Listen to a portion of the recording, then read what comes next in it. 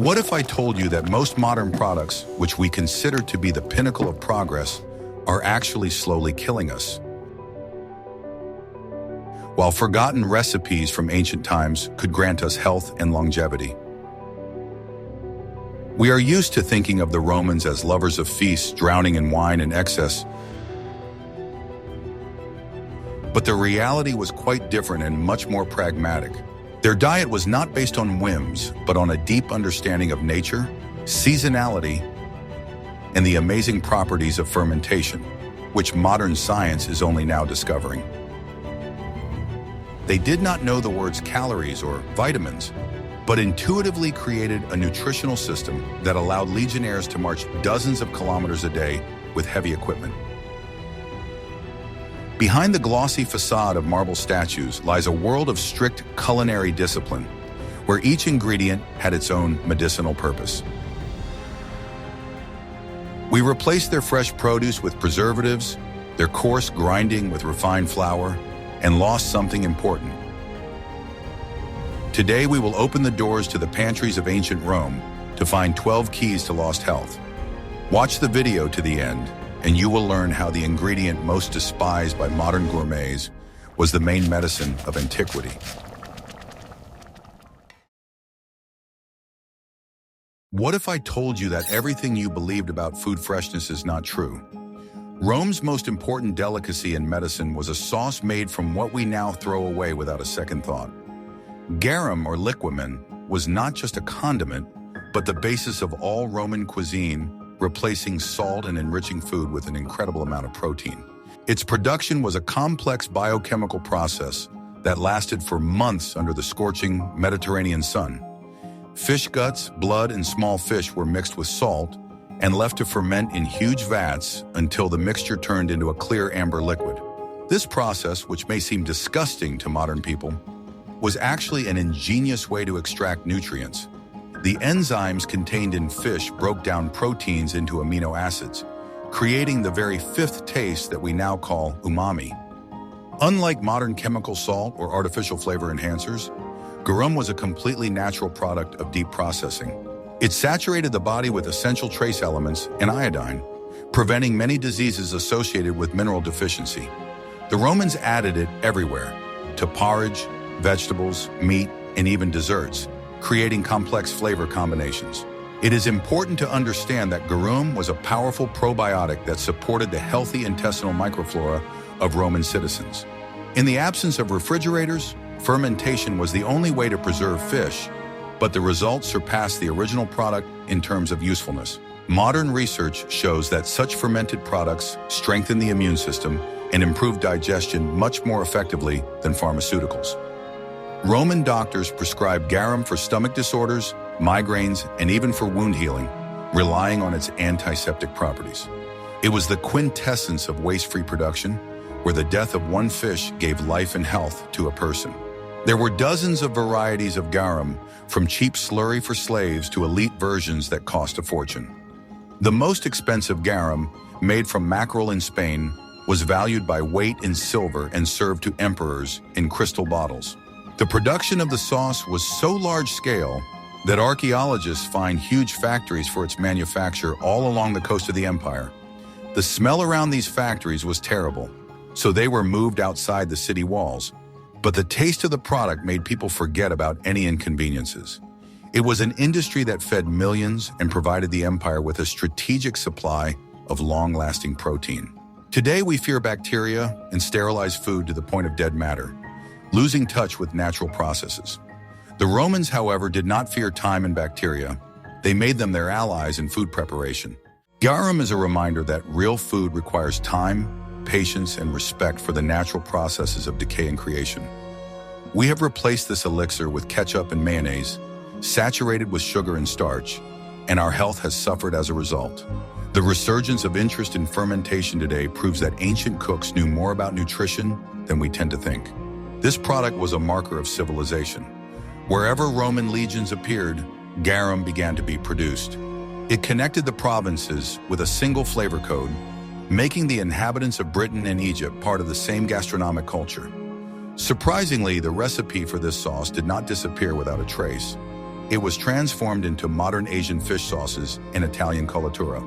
However, mass consumption of this superfood in Europe ceased with the fall of Rome, taking with it the secret of Roman longevity.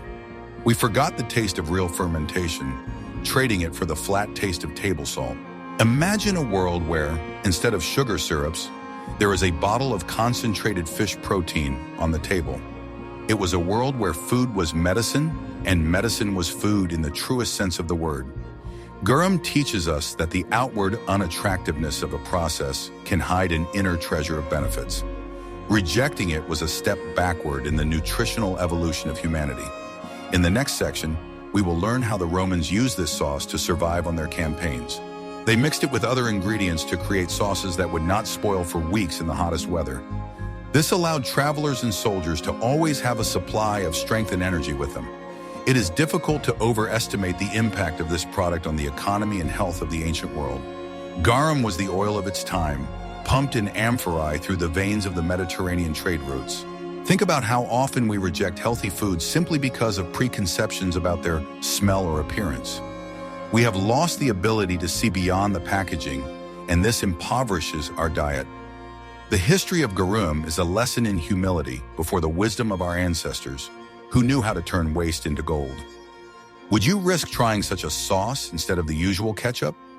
Write about it in the comments. Your opinion is very important to us. Are you ready to learn the truth about the drink that actually built the Roman Empire, while wine was reserved for the patricians? Posca was perhaps the most underrated drink in history, mistakenly considered simply sour wine for the poor. In fact, it was a brilliantly balanced isotonic drink consisting of wine vinegar, water, and a selection of herbs. It was Posca, not wine, that sloshed around in the flasks of legionnaires, marching across the scorching sands of Africa and the cold forests of Germany. This sour drink had unique properties that made it the perfect fuel for the military machine.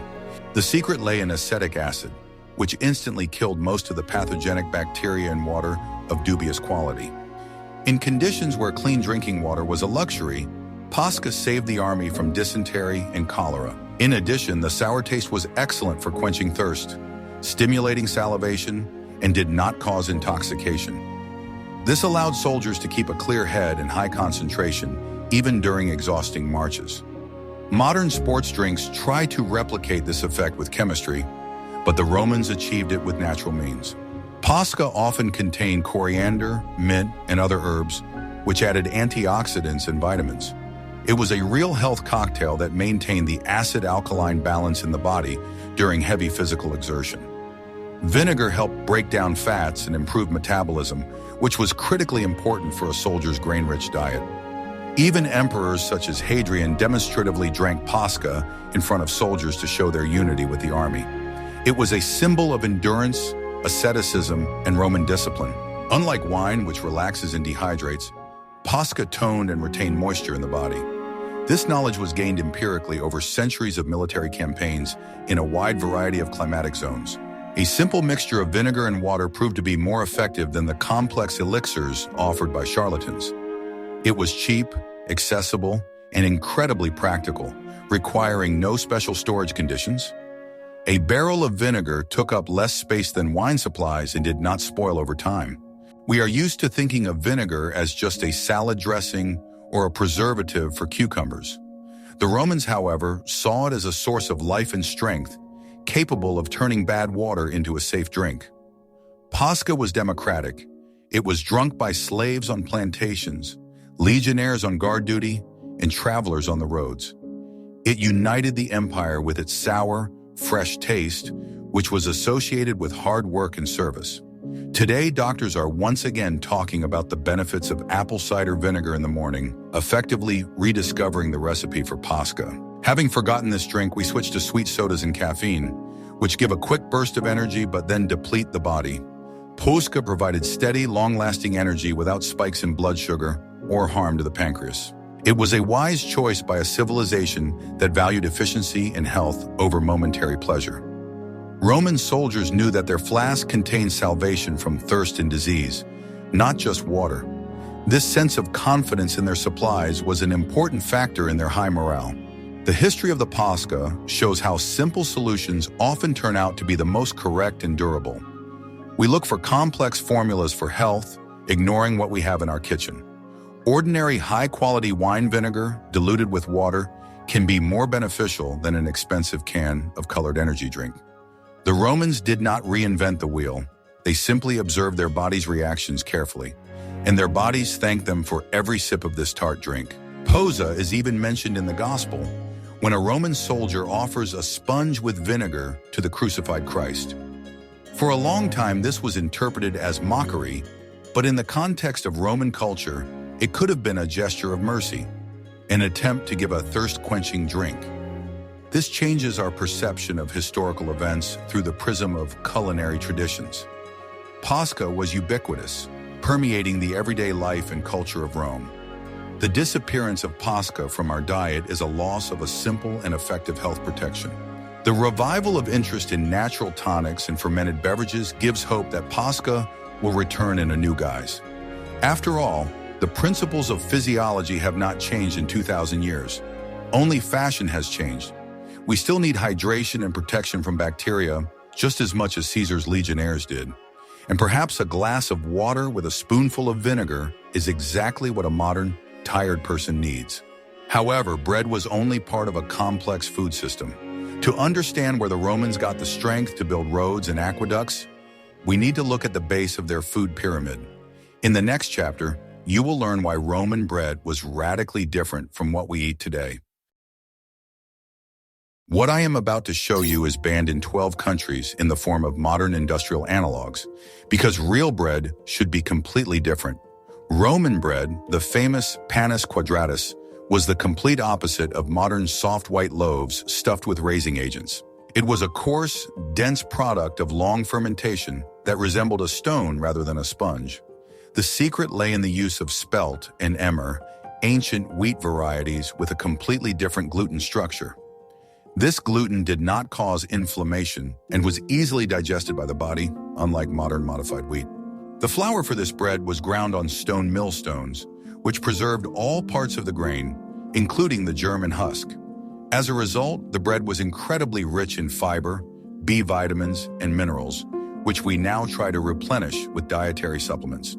Stone grinding also left microscopic particles of stone in the flour, which over time wore down the teeth of the Romans, but their intestines worked like clockwork. It was a fair price to pay for a natural product that kept them feeling full all day long. A Roman would eat a pound of this bread and be full of energy until the evening. Sourdough was the soul of Roman bread, and no one had heard of industrial yeast at that time. The dough fermented for days, allowing lactobacilli to break down complex carbohydrates and neutralize phytic acid.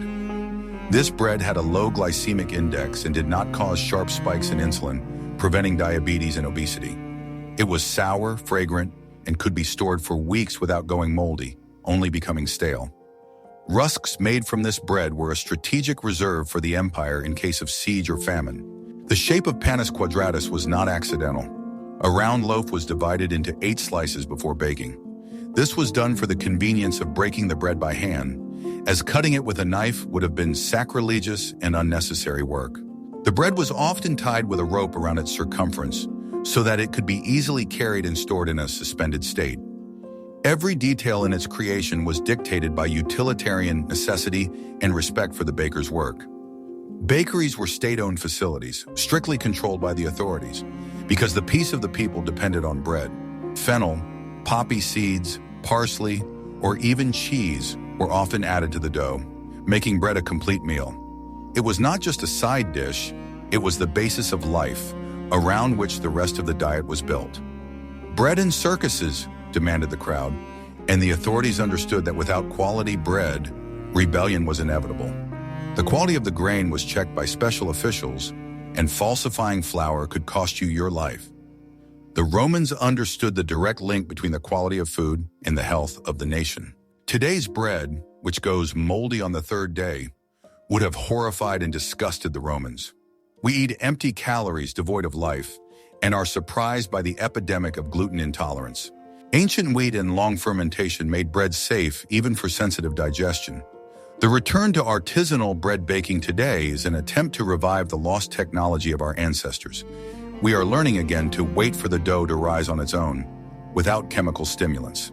Interestingly, the whitest bread made from sifted flour did exist, but it was a privilege of the rich and was considered less nutritious. Legionnaires and ordinary people preferred black bread, understanding that it had more power. This is a rare historical example of the food of the poor being objectively healthier than the food of the elite. The paradox of modernity is that we now pay more for whole grain, sourdough bread than for white bread. History has come full circle, bringing us back to the truth. Archaeologists found charred loaves of Panis Quadratus in Pompeii, and they have retained their shape perfectly. They are silent witnesses to tragedy, but also a monument to a great culinary tradition. Studying their composition, scientists confirm that this was the superfood of antiquity. No trans fats, no sugar, just water, flour, salt, and sourdough. It's the perfect formula that can't be improved upon, only ruined. Roman bread was a symbol of civilization, distinguishing civilized people from barbarians who ate meat and drank milk. The bread oven was the heart of the home and the neighborhood, a place to meet and exchange news. The smell of fresh bread on the streets of Rome was the smell of stability and order. We have lost this sacred attitude towards bread, turning it into a plastic product in a cellophane bag. But maybe it's worth trying to bake your own Panis Quadratus. Don't forget to like if you also love the smell of fresh bread, and subscribe to the channel so you don't miss any new videos. I discovered this by accident while studying ancient texts. The Romans consumed olive oil in quantities that would seem insane to us today. For them, it was not just a food product, but a universal substance: food, medicine, cosmetics, lamp fuel, and soap. Roman green gold was nothing like the refined, transparent oil found on supermarket shelves. It was a thick, cloudy, bitter juice from the first cold pressing of olives, saturated with polyphenols to the limit. It was this bitterness, which modern producers often remove, that was a sign of its highest quality. The Romans distinguished between 5 grades of oil, from oleum ex albis ulivis, made from green olives, to oil for slaves, and lamps made from overripe fruit. The highest grade was considered a powerful cure for all diseases, prolonging youth and clarity of mind. It was drunk by the spoonful on an empty stomach, rubbed on the body after a bath, and used for massage. The skin of the Romans absorbed beneficial fats not only from the inside, but also from the outside, creating a protective barrier. It was a comprehensive therapy available to every citizen. Huge amphorae of oil were brought from Spain and North Africa, creating the first transnational food industry corporation in history. Mount Testaccio in Rome, consisting of 53 million broken oil amphorae, testifies to the scale of this consumption. Oil was a currency. It was used to buy loyalty and pay taxes. Without oil, Roman cuisine would simply have ceased to exist, as butter was considered a barbaric product. Frying, dressing, preserving, everything depended on olives. The benefit of unrefined oil lies in its ability to fight inflammation and protect the heart. The Romans were virtually unknown to the cardiovascular diseases that plague modern people. Oleocanthal, the substance that gives oil its pungent taste, acts similarly to ibuprofen, relieving pain and inflammation. Regular consumption of this oil protected blood vessels from aging and maintained skin elasticity. This was the secret of Mediterranean longevity, discovered thousands of years ago. Today, we often buy counterfeit products diluted with cheap vegetable fats and devoid of beneficial properties. The Romans severely punished oil counterfeiting, understanding its strategic importance. Amphorae were stamped with seals indicating the weight, the name of the manufacturer, and the inspecting official. This was an ancient system of quality control and blockchain, guaranteeing that the buyer would receive a genuine product. We have lost this strictness, allowing the market to dictate its own rules to the detriment of quality. Roman athletes generously rubbed oil on their bodies before training, and then scraped it off along with dirt using a special scraper called a strigil. This cleansed the pores better than any modern shower gel and nourished the skin.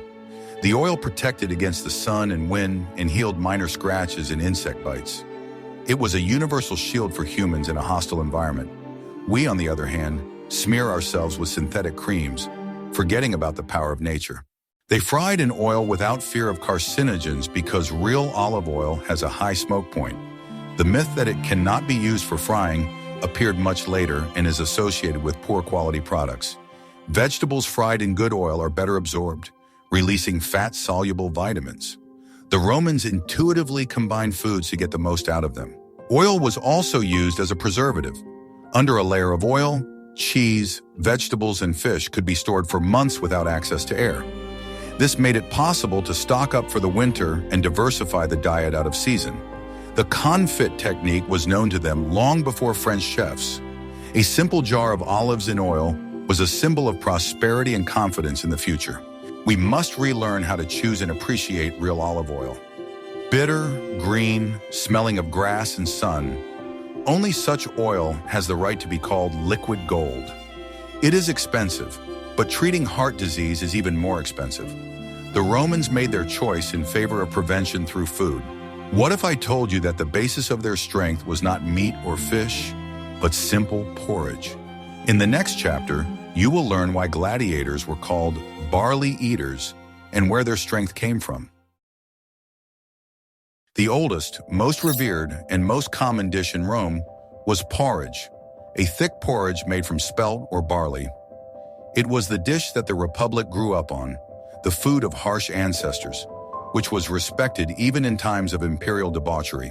Puls was the staple diet of legionnaires, peasants, and even gladiators, who were called gordieri, barley eaters. This refutes the myth that you need to eat only meat to build muscle. Roman fighters built their powerful bodies on complex carbohydrates and plant protein. Spelt, or emmer, was the ideal grain for such a dish. Unpretentious, rich in protein and micronutrients. The porridge was cooked in water or milk, adding whatever was at hand: vegetables, legumes, cheese, greens, and of course, olive oil. The result was a hearty, dense dish similar to modern risotto, but much healthier. Pulses were slow to digest, providing the body with a steady supply of energy for long hours of hard work. It was the perfect slow fuel for people who were constantly on the move. Beans and lentils were often added to the pulse, creating a complete amino acid profile that replaced meat. This combination of grains and legumes is still the gold standard of vegetarian nutrition today. The Romans were not vegetarians by conviction, but by necessity and economics, and it worked well for them. Their bones, found by archaeologists, show high density and strength, which indicates high-quality mineral metabolism. Porridge was a source of life, cheap and reliable. This dish also had ritual significance. Porridge was offered as a sacrifice to the gods and eaten during harvest festivals. Rejecting porridge in favor of white bread was considered a sign of effeminacy and moral decline. Old conservative senators demonstratively ate porridge to show their commitment to the traditions of their ancestors. This simple pot of boiled grain concealed the ideology of Roman Stoicism. Simplicity, usefulness, and moderation were the three pillars on which this cuisine was based. Today we neglect porridge, considering it a boring breakfast food, or replace it with refined instant cereals. Roman porridge required long cooking, but the result was worth it. The grain revealed its nutty flavor and retained its texture. No sugar was added, making the dish salty and spicy, which is much more physiological for the body. Sweet porridge is a modern invention that has led to an obesity epidemic. A return to salty grain dishes could be a salvation for our metabolism. Legionnaires carried grain with them, not flour, and ground it themselves or cooked it whole every evening. This ensured that the product would not spoil and would retain all its nutrients until it was cooked. Hand mills were an essential part of the equipment of every contubernium, a group of 8 men living in one tent. Cooking and eating pulses together strengthened the brotherhood in arms more than any oath. Fabata pulse, a variety with horse beans, was a real protein bomb for builders and warriors. Such food allowed them to build walls and bridges that still stand today. Modern fast food is not capable of providing such creative energy. It only causes heaviness and drowsiness. We have forgotten the taste of real spelt, replacing it with soft wheat. But ancient grain varieties are now returning to the shelves of health food stores. This dish teaches us that the basis of a healthy diet is always simple and accessible. There is no need for exotic superfoods when there are local whole grains. The Romans conquered the world by eating porridge, and this is a historical fact that cannot be disputed. Perhaps the secret of their passion lay precisely in this simple, coarse, but lively food. Pulse recipes varied from region to region, absorbing local traditions, but the essence remained the same. It was the culinary foundation on which all other gastronomy was built. Even at the feasts of the rich, pulses were served as a tribute to tradition, albeit decorated with expensive spices. It was a thread connecting generations. Today's quinoa and vegetable bowls are, in essence, a reincarnation of Roman Puls. We are intuitively returning to what has worked for millennia. Try cooking whole spelt with vegetables and cheese, and you will taste history. Are you ready for the shocking truth about a plant that humanity ate until it disappeared completely? Silphium was the greatest mystery and the most bitter loss of ancient botany. This plant, which grew only in a narrow strip of the coast of Cyrenaica, modern-day Libya, was valued more than gold. The Romans used it for literally everything, as an exquisite spice, as a powerful cure for all diseases, and most surprisingly, as an effective oral contraceptive. Silphium juice, called laser, was the king of spices, giving dishes a unique aroma. The demand for silphium was so enormous that its image was minted on Syren coins. It was a strategic resource that was stored in the state treasury on a par with silver and gold.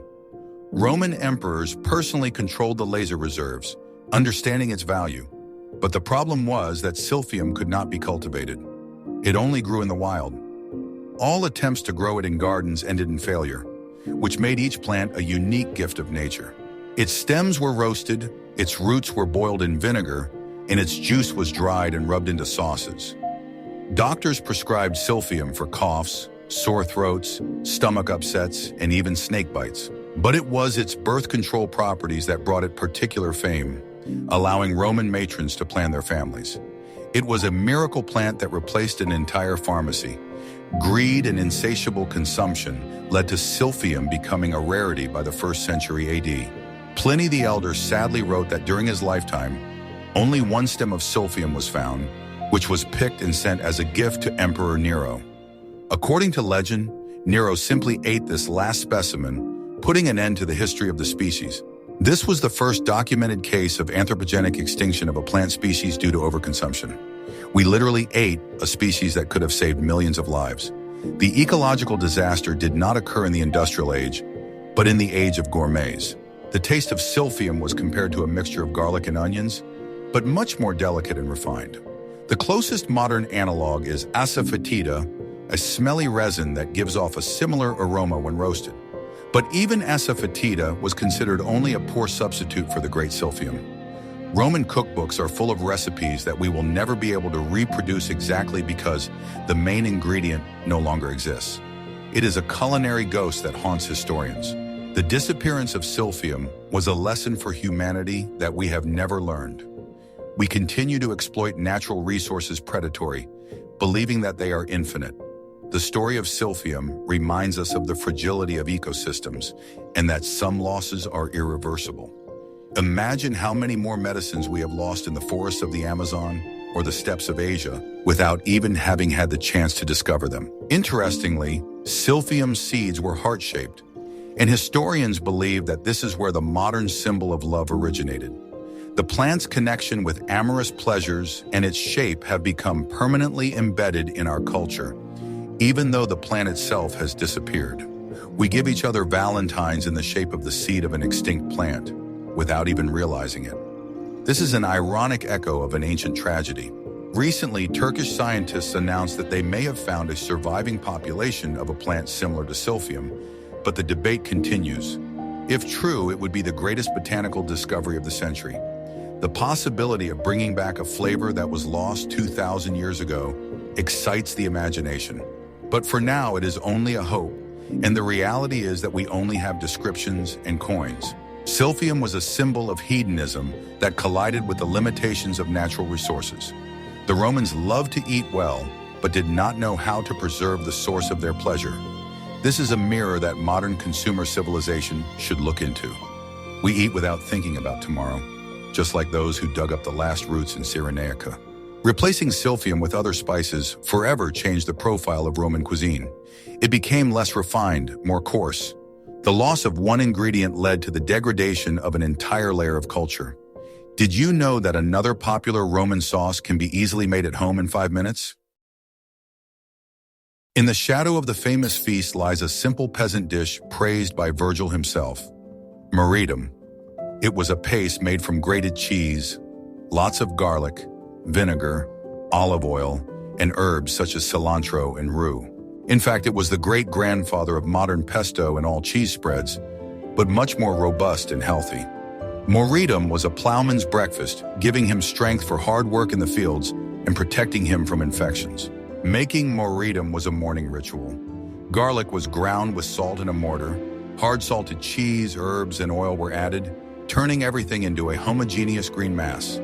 The mortar was an essential attribute of every kitchen, a symbol of the transformation of disparate ingredients into a single whole.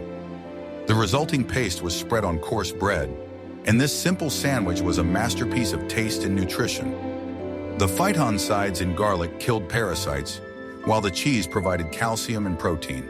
The absence of heat treatment preserved all the vitamins and enzymes in their natural form. Unlike modern processed cheeses with flavorings, Moretum was a concentrate of natural goodness. Garlic, which the Romans respected for its healing properties, was present in the dish in such quantities that the eater's breath smelled accordingly. But this did not bother anyone, because health and strength were valued more than perfume refinement.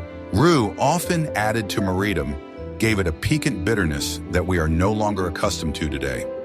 Modern taste buds, spoiled by sugar, may find this taste too harsh, but it is precisely bitterness that stimulates the liver and gallbladder, improving digestion. The Roman diet was rich in these complex flavors, which we have excluded from our menu. Moretum also served as a preservative. Mixed with oil, vinegar, and garlic, cheese could be stored longer without refrigeration. It was a convenient food for the road, which could be wrapped in a leaf and taken along. The simplicity of the recipe made it accessible to everyone, from slaves to soldiers. It was folk medicine in the form of food, a daily prevention against colds and fatigue. Virgil describes the process of making Moretum with such love in his poem that it becomes clear. It was more than just food. It was a symbol of a simple, honest life on the land, far from the hustle and bustle of the city. Returning to such simple, raw sauces today is a great way to enrich your diet with probiotics and natural antibiotics. Instead of buying sauces with preservatives, you can grind cheese with herbs in a mortar in 5 minutes. Variations of Moretum included the addition of nuts, which brings it closer to Georgian tzatziki or Genoese pesto. Nuts added healthy fats and satiety. This proves the universality of the idea of ground products, which exists in all cultures. But the Roman version was perhaps the most brutal and garlicky. Today we fear the smell of garlic, considering it antisocial, but the Romans considered it the smell of strength. Legionnaires ate garlic before battle for courage and vigor. Moretum was the fuel of the empire, no less important than bread. It is a reminder that food should be functional. We can easily recreate this dish today using Parmesan or Pecorino cheese, good garlic, and fresh cilantro. It's a flavor that will transport you 2,000 years back in time to a sunny morning in an Italian village. Try replacing your morning sausage sandwich with bread and Moretum, and your body will thank you. The Romans had a terrible sweet tooth, but they didn't know white sugar, which is the scourge of modern society. Their only sweeteners were honey and boiled fruit juice, defrutum or sapa. This radically changed the metabolism of sugar consumption. Instead of empty sucrose, they received a complex bouquet of fructose, glucose, enzymes, and trace elements. Honey was not just food, it was considered a divine gift capable of preserving food and healing wounds. Fruit was eaten in huge quantities in Rome. Fresh, dried, cooked in honey and wine. Figs, dates, grapes, apples, and pears were their sweets. Dried fruit was an essential part of a legionnaire's ration, providing quick energy and potassium for the heart. The absence of refined sugar saved the Romans from tooth decay on the scale we suffer from it today, and from type 2 diabetes. their sweets always contained fiber and vitamins. Der frutum was made by boiling grape juice down to the consistency of syrup. This process required time and attention, but the result was magnificent. A thick, dark, sweet mass that did not spoil for years. It was used to sweeten wines, meat sauces. Yes, the Romans loved sweet and sour combinations. And to preserve fruit. Quince cooked in honey was the ancestor of modern marmalade, but it was completely natural. However, there was a hidden danger. The juice was often boiled in lead cauldrons, as lead added extra sweetness to the syrup and prevented a coppery taste. This led to chronic lead poisoning among the aristocracy, who abused sweetened wine. This is a tragic example of how a lack of knowledge about chemistry turned a healthy product into poison. But the idea of using fruit syrups instead of granulated sugar was a healthy one. Honey was used to preserve meat by pouring it over pieces of pork in pots. Honey is a powerful antiseptic. It prevented bacteria from multiplying, and the meat could be stored for months, acquiring a piquant taste. Ham and a honey crust was an exquisite delicacy. This combination of sweet and salty, which we are now rediscovering, was the norm in ancient times. The Romans also knew dozens of varieties of apples and pears, many of which are now lost. They engaged in breeding, seeking to develop fruits that could be stored longer. Apples stored in hay or sawdust throughout the winter were a source of vitamins during the cold season. Seasonality was the rule. People ate what was ripe at the time, getting the most out of nature. Desserts often consisted of cottage cheese drizzled with honey and sprinkled with nuts or poppy seeds. It was a precursor to cheesecake, but without the short crust pastry and tons of sugar. Protein, healthy fats, and natural sweetness. The perfect macronutrient balance that any modern fitness trainer would envy. Roman sweets were satisfying, not appetite-inducing. Sugar-free jam seems nonsensical to us, but the Romans cooked fruit in its own juice or honey, and it worked. They appreciated the natural taste of the fruit without drowning it in cloying sweetness. We are used to desserts being so sweet that they hurt our teeth, but the Roman taste was more subtle and complex. Today we are returning to syrups made from Jerusalem artichokes, agave, or dates in an attempt to escape the sugar needle.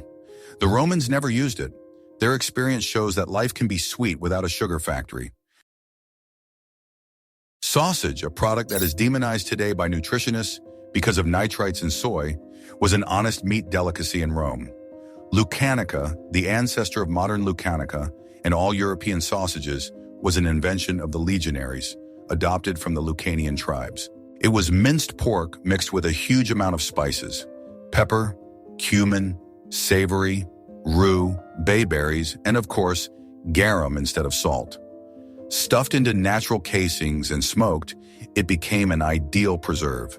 The main difference between Roman sausage and modern sausage is the absence of saltpeter and artificial colors. The pink color was preserved thanks to the correct smoking technology and spices, not chemicals. The meat used was of high quality, not mechanically deboned, because the animals grazed freely, feeding on acorns and grass. The pork was fatty, but this fat was rich in oleic acid, like olive oil, thanks to natural feeding. Smoking was an art. Smoke from different types of wood gave different flavors and had antibacterial properties. The sausage hung in chimneys, slowly maturing and losing moisture. Such dried sausage could be stored for months on a hike without requiring refrigeration. It was a concentrated source of protein and energy for warriors, compact and tasty. Pine nuts were often added to Lucanica, giving it a refined texture and taste. Today we rarely find nuts in sausage, but back then it was the norm. Spices not only improved the taste, but also acted as preservatives, preventing the oxidation of fats. The Romans knew a thing or two about spices and did not skimp on them, because pepper was expensive, and its presence in sausage was a sign of status. In addition to pork, sausages were made from beef, game, and even fish. Blood sausage, botulus, was a cheap street food sold in Thermopolia, ancient fast food restaurants. Incidentally, the word botulism comes from the name of the sausage, which reminds us of the risks of poor sanitation. But those who survived gained strong immunity. Lucanica was so popular that emperors tried to ban it or tax it to limit luxury, but the people continued to love and make their own sausages. The recipe for Lucanica has been preserved in Apicius' cookbook, and modern enthusiasts who recreate it say it has an amazing taste that cannot be compared to store-bought products. It was a product of honest processing.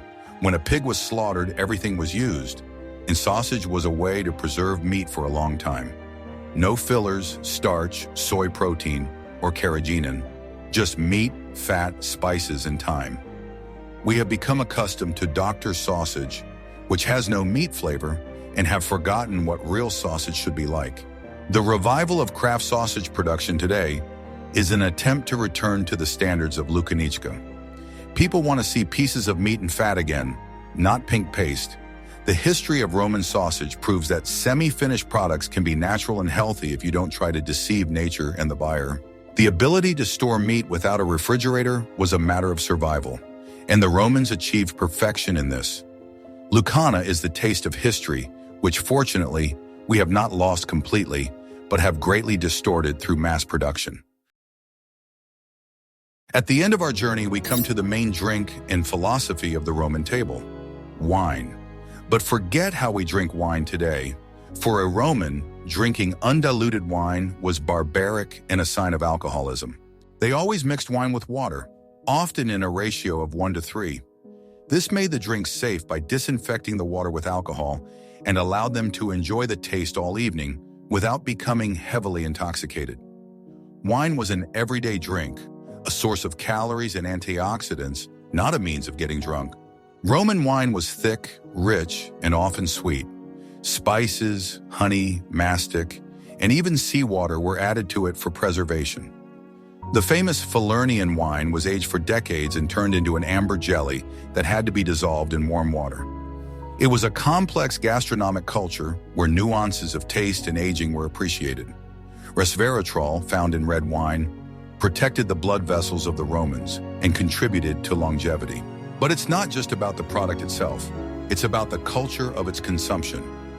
The Romans ate slowly, often reclining in triclinia, which promoted relaxation and better digestion, although modern doctors argue about this. Eating was a social act, a time for conversation, decision-making, and strengthening relationships. They never ate on the run, as we do. Lunch was a sacred time of rest. The principle of seasonality and locality was an absolute law. They did not eat strawberries in winter because they simply were not available. The body received what it needed in a particular season: root vegetables and pickles in winter, fresh greens and fruits in summer. This synchronized human biorhythms with nature. With access to any food all year round, we have lost this sense of time and often eat plastic vegetables that are of no benefit. The variety of the Roman table is striking. Dozens of types of vegetables, legumes, grains, fish, and meat. They ate everything that ran, swam, and grew, including such now forgotten things as soni, flamingos, and electric rays. This provided a wide range of nutrients. A monodiet was the lot of the poorest or slaves. Free citizens sought variety. Fasting and abstinence were also part of the culture, though not in the Christian sense. There were days when modest eating was prescribed. Asceticism and hedonism went hand in hand, creating balance. Overeating was condemned by moralists as a vice that destroyed both body and soul. The ideal when mens sana in corpore sano, a healthy mind and a healthy body, implied moderation in eating. The Roman diet is the prototype of the modern Mediterranean diet, recognized as the healthiest in the world.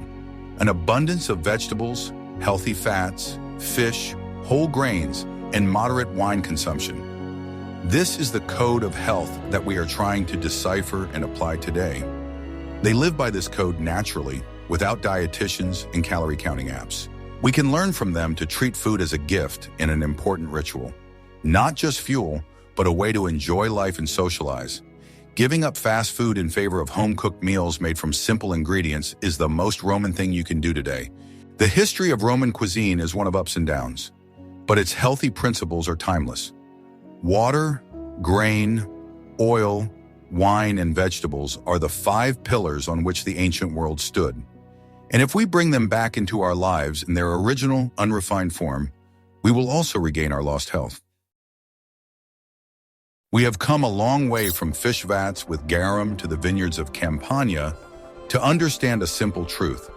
progress in technology does not always mean progress in quality of life. Without microscopes or laboratories, the Romans created a food system that was in many ways healthier, more honest, and more natural than ours. They used fermentation instead of chemicals, whole grains instead of refined sugar, and knew how to wait for nature to do its work. Their food was alive, filled with the energy of the sun and the earth. Today we have a choice.